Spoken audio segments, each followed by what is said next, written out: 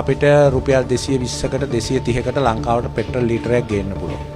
Diesel ලීටරයක් රුපියල් 235කට 240කට ගේන්න පුළුවන්. අරන් බලන්න පාකිස්තානයත් අපි වගේම රුපියල් 400 ගාණක් දක්වා තෙල් මිල වැඩි කළා. හැබැයි අද ඒ සියලුම පාකිස්තාන මිල ගණන් රුපියල් ලංකාවේ මුදලෙන් රුපියල් 240ට 250ට ගෙනල්ලා තියෙනවා ඩීසල් පෙට්‍රල්. ඒ වගේම ඉන්දියාව මේ හෙට ඉඳන් ජූලි 1 වෙනිදා ඉඳන් සියලුම කෝටා ඉවත් කරලා තියෙනවා. සලාක්‍රම ඉවත් කරලා තියෙනවා. ඒ නිසා අපි ආණ්ඩුවෙන් ඉල්ලනවා තවත් මේ රටේ මිනිස්සු රැවටීමක් කරන්න එපා. වහාම මේ පෙට්‍රල් ඩීසල් කෝටා ක්‍රමය අයින් කරන්න. ඒ වගේම මිල යුක්ති සහගත විදිහට අඩු කරන්න.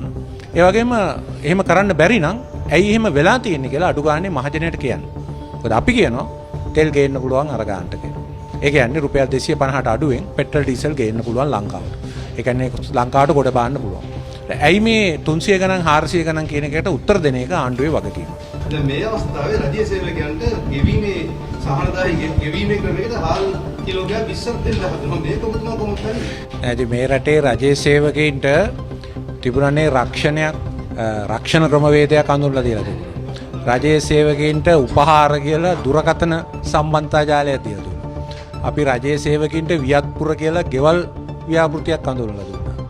එහෙම තිබිච්ච රටක රජයේ සේවකයින්ට හාල් කිලෝවක් දෙනවා කියන්නේ රජයේ සේවකයෝ ඇත්ත වශයෙන්ම කොතරම් දුරක පහත් මට්ටමකට හිතලා තියෙනවද කියන එකනේ මේ ආණ්ඩුව.